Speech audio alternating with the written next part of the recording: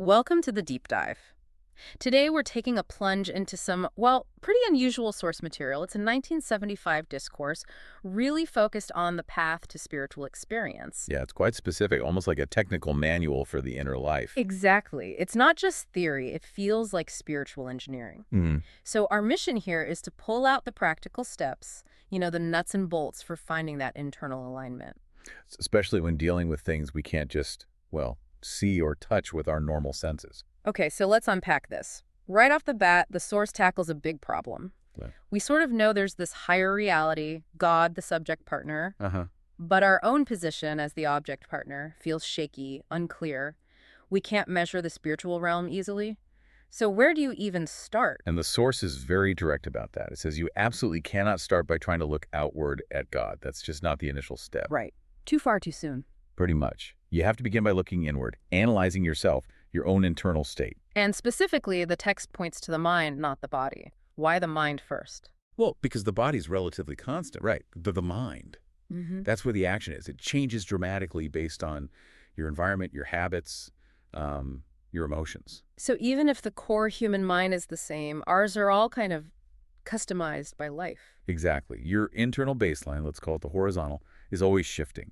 And if you want to connect vertically to the divine, you first got to stabilize that horizontal wobble. Okay, stabilization. But if the mind is inherently unstable, like you said, habits, environment, how do you find a fixed point? How do you stop it spinning? That brings us to what the discourse calls the 0 point. It's presented as a requirement. Think of the divine God as this perfect vertical line. Okay. For you, the object partner, to stand correctly before that, perpendicularly, in alignment, your horizontal mind needs an anchor point, something unmoving. That makes me think of calibration, like on a machine. You need that 0 mark before you can measure anything accurately. Precisely. The source uses that exact analogy. Yeah. The 0 point on meters in, say, a power plant. It's crucial for knowing direction, power, quantity. Without it, readings are just noise. Meaningless, yeah. Yeah. If your mind is swinging all over the place, how can you trust any feeling, any insight you get? It could be anything. And the way it describes the 0 point that really caught my eye, it's like a riddle, something that exists but also doesn't, or doesn't exist but does. What's that about? It's describing a state, I think, the ultimate state of neutrality. It exists because it's the standard you're aiming for, the achieved state. But it doesn't exist in the sense that it's the complete absence of your own ego, your desires, your noise interfering with the signal. It's pure receptivity. So like complete internal quiet. Yes. The source explicitly compares it to what advanced Zen practitioners call ecstasy, that deep, profound stillness. Once you hit that 0 point standard, your horizontal mind is finally anchored. And then it can start properly responding to the vertical, to God. That's the idea. It's ready for serious work. Okay, so anchor point found, 0 point achieved, problem solved. But then the text throws another curveball. It says the mind still rotates. Right. Stability isn't the end of the story. Even anchored, it's dynamic. So now you need to find the entry point. This is the mind's gate. A gate that moves. Exactly. Everyone has one, apparently. Well, But since the mind system rotates, the gate's position changes. And you, the individual, the minus partner, can't connect with the plus, the subject partner, unless you time it right. You have to pass through the gate when it aligns. and this is where timing suddenly becomes, well, spiritually significant. The text notes something almost mundane. Prayer feels different at 1 o'clock versus 3 o'clock. That's not just about your schedule, is it? No, it's about resonance. The source argues this difference in feeling. It mirrors how our physical selves respond to the actual seasons. Spring feels different from winter. Sure, we're wired for cycles. And the day is like a year in miniature. It has its own 4 seasons. Morning is spring, fresh, open.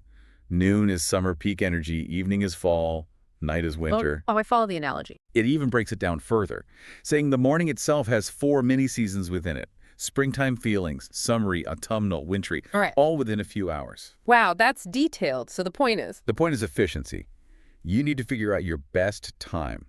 When is your mind most responsive to God? When is the signal strongest? That's when you should focus your efforts, like prayer. it really does sound like optimizing bandwidth. So the ultimate goal here, is it to get that mind's gate perfectly aligned with God's gate? Yes, perfectly one. So it revolves consistently around that 0 point standard you establish. And that allows you to fully experience what God or heaven is feeling. That's the objective. Full resonance. Well, But, and this is a huge but in the text, Uh-oh. we have to deal with the fall.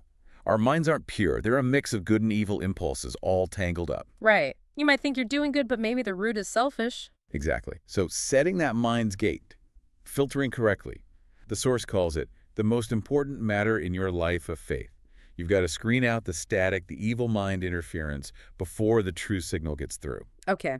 That's a lot about setting the stage. What happens next if you manage all this tuning? Then things start happening. Yeah. And what's fascinating is that the source presents these spiritual experiences not as random, but as occurring in predictable stages. It's structured. Predictable stages. Okay. What's stage one? Stage one is subtle. It's called amshi, hints, suggestive things popping up in your daily life. Like the examples given, seeing a bird fly off a wall and suddenly understanding something from it, or overhearing a conversation that just clicks. Precisely.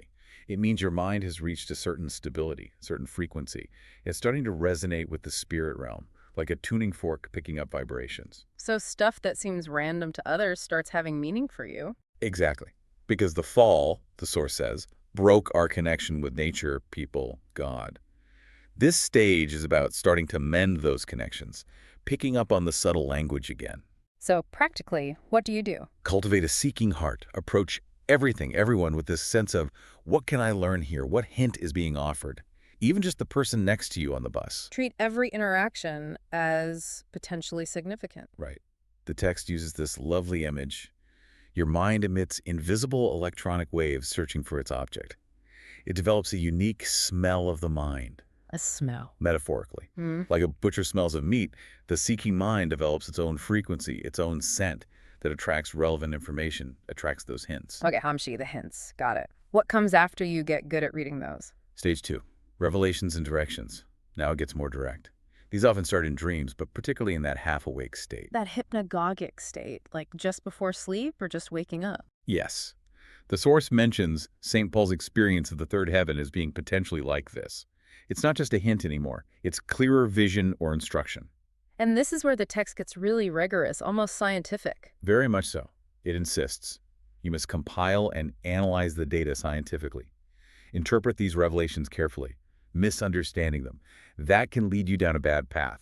But if you get it right. The guarantee is, if they're genuine and analyzed correctly, they prove true 100% in reality. They check out. Okay. And this is also where the body starts reacting more intensely. Correct. This is where spiritual force, described like electric power, starts entering the body more strongly. But the body, still carrying that fallen nature, resists. It naturally rejects this unfamiliar divine power. So you get physical effects. Yeah. To kind of ease it in, the power might alternate, plus and minus, like sound waves, gradually cultivating you. But the body's resistance often shows up as vibrations, trembling, maybe even blacking out temporarily as the divine and fallen natures clash. Sounds intense, but you push through that. If you persist, if you keep tuning that mind's gate, purifying, you reach stage 3, higher resonance, Which is full alignment.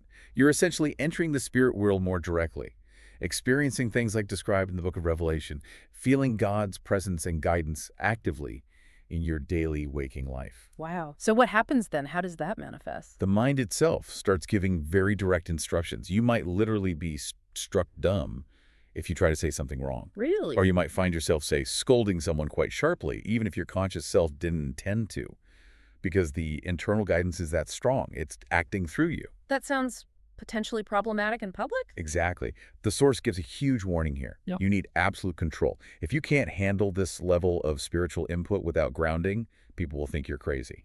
You need the capacity to manage that power. Okay, that's quite a progression from subtle hints to direct intervention. It's a whole pathway laid out. Now, here's where I found it got really interesting. The source zooms out and looks at the types of people who try this path, and it basically says there are 2 main types, and neither one fully cuts it alone. That's right. It identifies the intellectual type first, the incoming person. These are the reason first people. Totally. They search for truth. They need things to make logical sense. They might even dislike prayer, seeing it as, superstition. They build theories. Okay. Then there's the other type. The spiritual type. Yeah. The outgoing person. They operate on feeling, intuition, not so much linear reason. Don't feel it. Yeah. Often described as simple, maybe not highly educated, but they naturally love calling on God. It's a heart connection, primarily. Emotional, maybe. And historically, which type has more impact, according to this source? Well, it observes that it's usually the spiritual types who actually ignite the big religious movements, people driven by that inner fire. It gives St. Paul as an example, right? He started as Mr. Intellectual. Absolutely. A scholar obsessed with law and logic until, bam, that spiritual lightning hits him on the road to Damascus. And that forced him to value the internal, the experiential, over just the external theory. It completely flipped his priorities. Deny the external, respect the internal. But here comes the warning again. Neither type is perfect on its own. No. The source is pretty blunt. Intellectuals alone, they can't lead movements requiring heart and passion. They're too detached, maybe? And the spiritual types? They have the initial power, that fire, but they often lack consistency. The text says they surely drop out at a certain point. Their feelings fluctuate too much. Perhaps like the mind seasons we talked about, they need structure. So reason alone isn't enough. And feeling alone isn't enough either. Neither can last the distance on its own. You need both. Which leads to the conclusion: balance. Exactly. The ultimate requirement isn't choosing one, but finding harmony. Creating a balance between the spiritual, the feeling side, and the physical, the truth-seeking reason side. Like that phrase, worship in prayer and in truth. Precisely. You need to mediate between that internal world of spiritual experience and the external world of truth and reason to reach that perfected state. Head and heart working together. So let's try to wrap this up. What's the big takeaway from this deep dive? It feels like this 1975 source is saying the path to genuine spiritual experience isn't just hoping for the best or having blind faith. Not at all. It's presenting it as a really precise process. Internal tuning, finding that weirdly paradoxical 0 point. Right, calibrating yourself. Then learning to read the seasons of your own mind, working with that mind's gate, and methodically progressing through these stages of experience. From the tiny hint, the amshi, all the way to potentially overwhelming revelations. And analyzing them. The whole framework seems designed to make faith, well, verifiable. At least internally. Yeah, it insists that faith isn't trustworthy unless it's grounded in actual, quantifiable, repeatable experiences, things you can track and see the results of in reality. Which definitely raises a big question for anyone listening, doesn't it? If real progress needs both that intellectual search for truth and that deep internal life of feeling. Which side do you naturally lean towards? Yeah. And more importantly, which side do you tend to neglect? Where's your personal imbalance? Is it all head, no heart? Or all heart, no grounding? And that final thought from the source.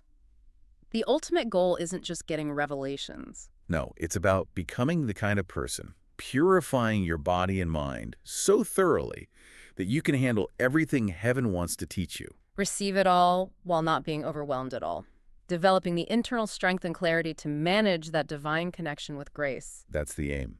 Capacity and control built through this whole process. Definitely a deep dive. Lots to think about there.